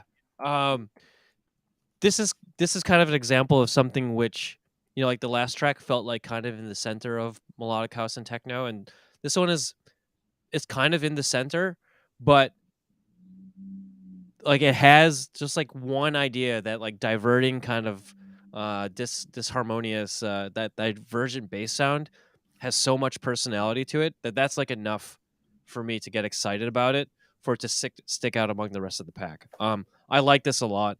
I like that idea, that diverging kind of dissonant bass combined with the chord progression as well. That really landed really, really well for me. I like that a lot. And even before we got to that idea, like when we were earlier in the track, like, this, it felt really, really nice. It felt like, if I was to write down like what the melodic idea, what your creative ideas were on paper, it wouldn't say anything particularly noteworthy, but it made me feel something. It felt like it had a soul to it. It felt like it had a personality. So overall, I don't really have any critical feedback. I think this is really, really nice. There's that idea that kind of came in at the end. I wonder if, oh yeah, it says WIP. It's a work in progress. I think with some more arrangement, flushing out, and seeing how that last idea kind of incorporates in there, you're onto something pretty solid here. It's I had a good feeling about it. Nice stuff. Yeah, that diverging oscillator thing was sick. 100% something I would play and like not tell people what the song was called so that other people couldn't play it. Yeah, that's like just a moment for sure. I think, we didn't hear all of it, and you even told us to skip the breakdown. I think where the marker's at right now, like that emotional melodic stuff kind of made sense. I think it got a little too soft in the breakdown, where that softness does make the drop that much crazier. But I wonder if like super soft, like gentle piano chords is the best strategy, knowing the drop is that crazy. Because if I'm just thinking from like a DJing perspective, it would be hard to work that in, because I would need something that's like super chill but be ready to move it that intense. So it's almost like the dichotomy you've built is a little too wide, in my opinion, where maybe you rethink the breakdown, where yes, you still want it quiet, you want it maybe more like mysterious and brooding and emotional, rather than like Olafur Arnold's level like soft piano. Something to think about is maybe you take that descending and like separating oscillator idea and apply it to a more melodic synth. So you almost tease the idea with like your melody, so that when the bass comes in, people are like, oh, we know why this is happening, but we didn't expect it to be your bass. So that could be a really cool idea. When like I always love when like artists have the hook, so to speak, or like the main idea repeated with various elements, because it like creates the familiarity, which makes it even more of a surprise, because you're like, whoa, I thought that was only that element, not this one. Totally. But yeah, definitely like that drop is, gold. So Yeah. it's more about like, what is the rest of the track about and how does it lead up into that? Cool. Right on. We're just at about the 5 p.m. 2-hour mark, but Enamour said that we can spill over a little bit later. I'll take this opportunity just to do a couple plugs. As mentioned, Michael has a Patreon, very similar to mine, gives feedback, does production coaching, puts up tutorial videos. That's at patreon.com/Enamour. You have a gig in New York, July 16th. That's the Soundgarden Showcase at Scenery Rooftop. I'm gonna probably come to that gig. It looks really cool. I've heard good things about the spot. Yeah, definitely want to check that out. And yeah, those are the announcements. And also, you had a question that you wanted to pose from us to the audience, right? Yeah, kind of goes back to what we were talking about at the beginning, but I'm just kind of curious, when you guys go to see a DJ, are you more excited to hear the songs that they've made, like the hits, that kind of thing? Or are you happier if it's like all music you've never heard before? Because I feel like that's sort of something I always I wouldn't say struggle with, but it's just, when I'm thinking about what I should play, sometimes I'm like, well, I need to play this, this, and this.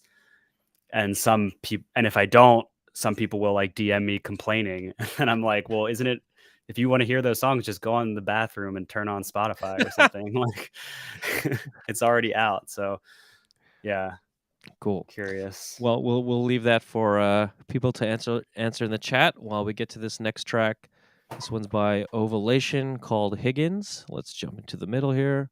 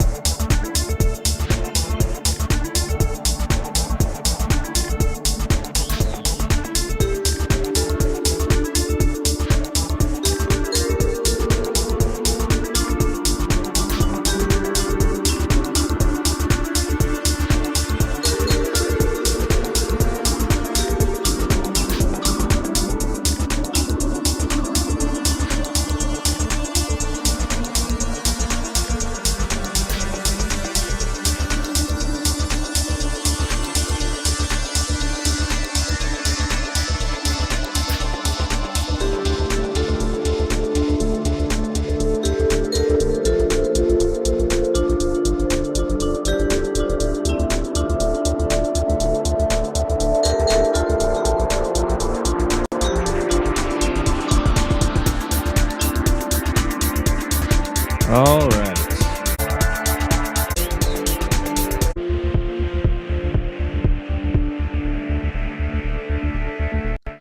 All right. Michael, thoughts? Yeah. I really liked kind of the crazy buildup into when the vibraphone first came in, like in the middle. To me, that whatever marimba sound is like the hook, and that's a nice little riff you've crafted there. When it was just kind of by itself with the groove, I thought that was like kind of the strongest part of the track. And then some of the ear candy was nice, and the pads and like the little arp all kind of supported it well. But it did feel like it was just getting busier and busier and busier and harder to kind of keep focus on what was supposed to be the focal point. There was also just like stylistically, it felt like some of the distortion on the background stuff and some of the drum samples were a little bit more like rough and edgier than that main melody would want me to, associate them with. So I wonder if you could maybe swap in some different drum samples, like especially the open hat just felt a little too like raw for how not raw everything else was. The kick I think also felt a little weak, kind of like empty in the subs and a little bit like hollow, so maybe swapping a sample there as well. Yeah, other than like the sample selection and like toning down some of the rawness of it, I feel like you could potentially just not overdo the background elements so much so that it doesn't distract from the main idea. Also, the panning on the main vibraphone was a little too distracting to me. I think it could be narrowed and it would still have like the tremolo effect without it like totally shifting across the spectrum. Cool. So there's a little trick I pull to extract feedback out of. I guess this is actually one of my tunes that I'm working on right now. Nice. It's always my way of getting direct, unbiased feedback. But yeah, points well taken on that one. Definitely the kick is like. I fucking hate kicks, and I spent a lot of time trying to find a good kick, and I'm still on the journey to get that. And definitely the point that you talk about crowding is I'm not at the 100% point on that tune. I'm at like that like 80-90% tune where it's now time to like decide like, okay, what are the things I'm gonna remove because I've like thrown so much in the kitchen sink, Yeah. and like now it's like the art of like ruthlessly cutting and getting rid of stuff. Yeah, but it never sounded bad. It was just like in the club, I feel like unless you're on a good sound system, it would start to like lose that clarity, you know?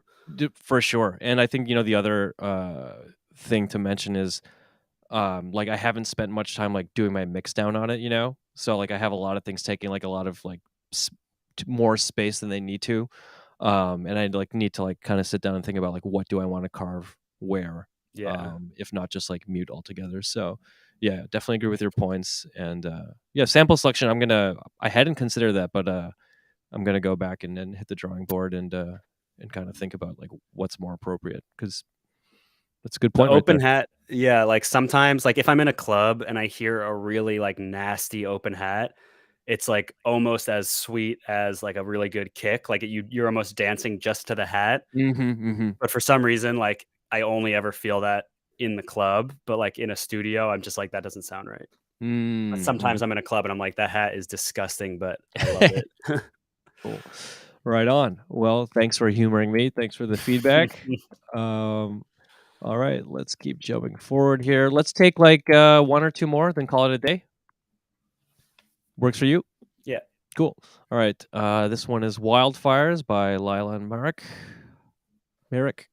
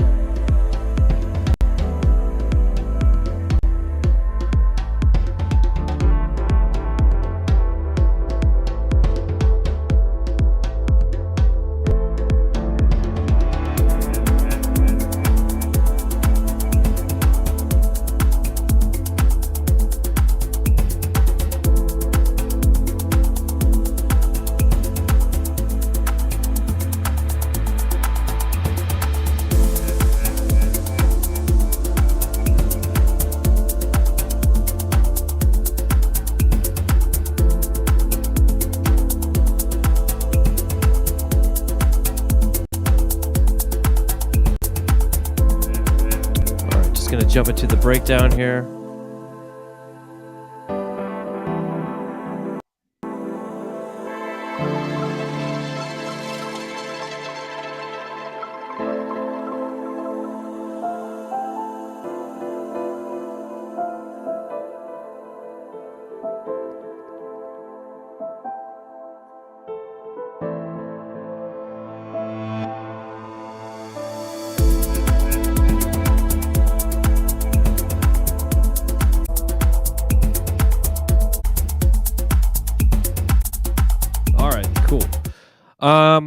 Yeah, I'll start on this one. Kind of similar feedback I've given on other ones. I mean, this is super polished, clearly well produced. It sounds pro. I mean, I don't really have any critical feedback on it at all. It sounds like a melodic deep house tune that I could hear out anywhere, and I wouldn't bat an eye. Just yeah, to cut right to it, it's one of those things where it sounds. I wouldn't remember it. I wouldn't come back to it.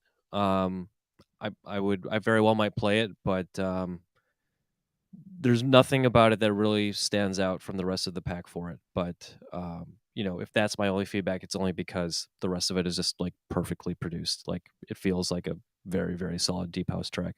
So yeah, I mean that's all I have to say. Yeah, it's just kind of it might just get lost in the pack of everything else. Yeah, totally agree. I think it's like partially the mix balance where all of the mid-range things were put in the background from a volume perspective or from a like reverb perspective. It felt like there was no foreground really. It's almost one of those tracks I would get on promo and be like, this is cool. I can layer some like beatless electronica thing on top of it if they're in the same key. Like there's so much space in the mid range that yeah, I think you're just kind of missing that like signature sound, even if it was just like one little like vocal vowel thing or like one little riff every 16 bars, just something so that there's some kind of identity. Otherwise it's just like this really well polished, super groovy like track just to go from one to the next. Does it like not? You're not really using it to say much. If I guess. Yeah, but cool. But overall, production chops are clearly there, and sounds really, really nice. Cool. All right, let's take one last one. Michael, I can leave it to you. We can have a listen through your recent remix on Gardens of Babylon, or we can take one more track from the demos, or do both. No, let's take one more track. Okay. All right, we'll do that. If I was a up and coming producer and someone was like, "Let's just listen to my song," I'd be like, "Fuck that guy." All right, fair enough. All right, this will be the last one then. This is Rye Steez ID extended mix, and let's jump right before the breakdown.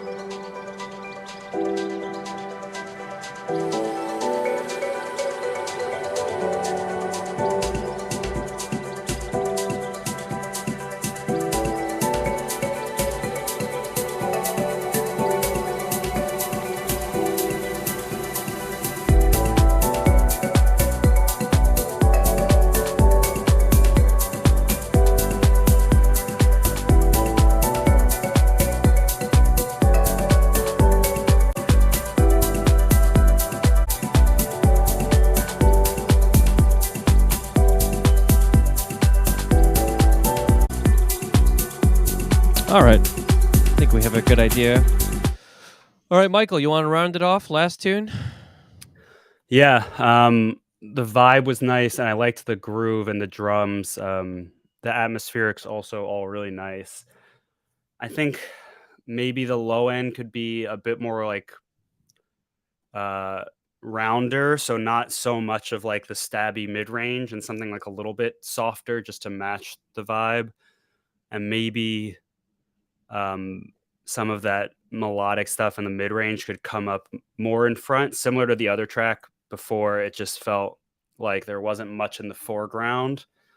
And then just from like a musical idea perspective, it would be a little tough for me to tell someone, what was the motif of this track, because it kind of felt like there was multiple that were just sort of coexisting, but the greater idea was not as memorable because they were just sort of, each doing their own thing. Cool. Yeah, the only thing I have to add to that is, the bass sound, the texture felt a little cheap. I would maybe play around with another kind of bass texture and see one that sits in the mix a little bit better. And I don't know if cheap is the right word, but it just kind of stuck out to me. That was my only feedback texturally, and the rest of it was, I thought it was very pleasant, and it's kind of a lot of it's in that same kind of category as overall it's generally solidly produced, but wondering what's that thing that would keep me coming back to it, and get me excited to want to play it again. But overall, most of the production is super solid, and generally agree with Michael said. But yeah, good stuff overall, and thanks for the submission, Ryan. And with that, we are coming to the end. I'll just do a quick plug for a couple of my things. Today, if you go to my Spotify, Touch and Go, that single was just released. I have a few upcoming gigs the next month. I'm playing City Fox July 2nd at Brooklyn Mirage. Do Not Sit Miami July 9th. Playing Marbella, Spain July 29th. Akasha Ibiza July 30th. Couple more to be announced in August, and Elements Festival August 20th. And if you liked what you saw here and you want to support, you can support me at patreon.com/atishmusic. Sorry to everyone, we didn't get to all your submissions, but if you support on Patreon, I'll bump you to the front of the queue. Michael also runs a Patreon, patreon.com/Enamour, and offers many of the same things that I do. So if you want to leave my Patreon and go to his, I won't. So we have a couple that are doing both of ours. So there's clearly separate value. Got it. All right, proven and tested. Awesome. That's great to hear. And I say this every stream, for those of you who didn't make your submissions in, and for those of you who did, getting feedback is really hard, and you have to really make yourself open and make yourself vulnerable to receive feedback, let alone doing that on a live stream is really, really hard. I can vouch for that because I just did on this stream, and it's definitely nerve-wracking to have people watching and criticizing your music. But even if it didn't get reviewed in the stream, just the fact that you put it out there is an accomplishment and a victory in itself. So hats off to everyone who submitted their music. Michael, thanks for being on the live stream. Really appreciate your time and your having me. And a lot of fun. Awesome. And I'll catch you in New York in a couple weeks at your gig at Scenery Rooftop. And then now we know the ins and outs of each other's critical feedback. So let's see if any good music comes out of the studio. Hope so. Or I'll just try and ram Bitwig down your throat. I'm excited to try it. I've been wanting to. So cool. Awesome. All right. Well, thanks for tuning in, everyone. And I think in July, I'm not going to do a demo day in July. I'm going to do alternate months, but I'm going to do an office hours, and my guest will be a social media manager. So any of you have questions about TikTok, Instagram, Discord, how to run a social media profile, what we need to do, stay tuned for that one. And we're going to get a lot of good insight on that. And take care, everyone, and see you next time.